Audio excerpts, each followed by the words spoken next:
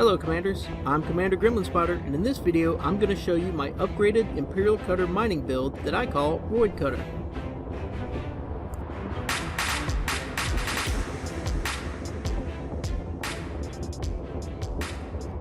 About 6 months ago I posted the mining build I was using on my Imperial Cutter at that time, but since the recent changes with mining I decided to go back and revamp my old build into something much more efficient. Basically, I updated the power plant, thrusters, power distributor, added a few more mining lasers, and traded a little bit of cargo space for some more limpets. Alright, so enough talk, let's see the new build.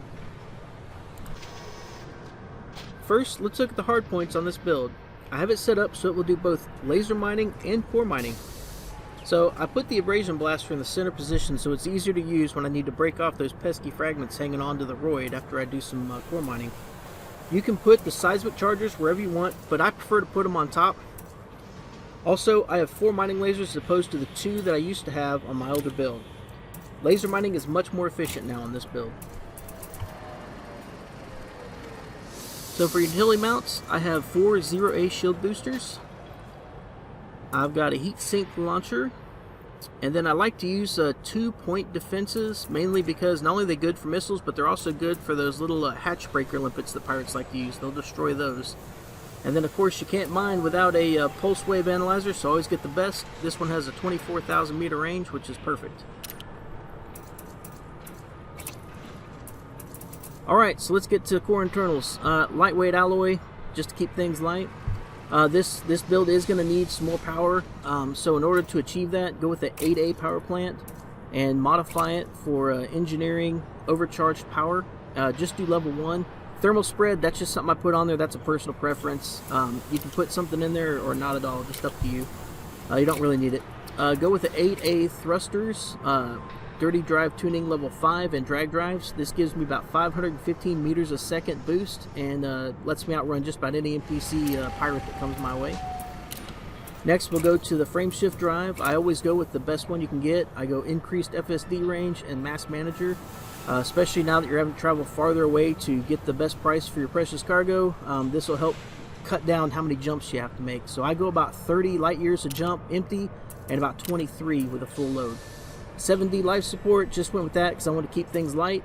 The 7A power distributor, I went ahead and modified this to a weapon focused power level 5 with cluster capacitors.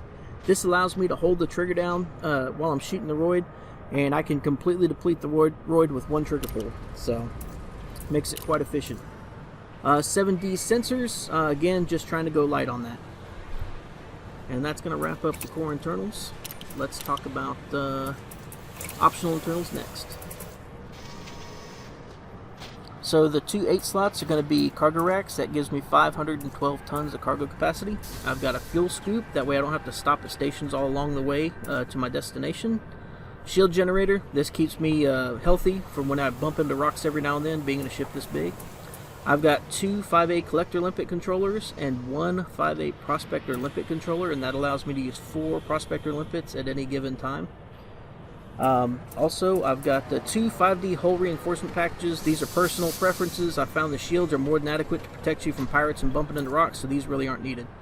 4A refinery, I like to have options, so I like to have a lot of bins. You can put whatever you want in there though, as far as refinery. And at last, 3A collector limpet controller, that gives me 8 collector limpets. And finally a detailed surface scanner, that way I can find other hotspots in other belts as in my travels. This build is much more efficient at both laser mining and core mining. For those of you looking to get a fleet carrier, I hear the fuel tritium is mined using laser mining, so this build will be really good at collecting the fuel needed to get your fleet carrier on the move. I hope you can use what you saw here to help you with your very own Imperial Cutter mining build.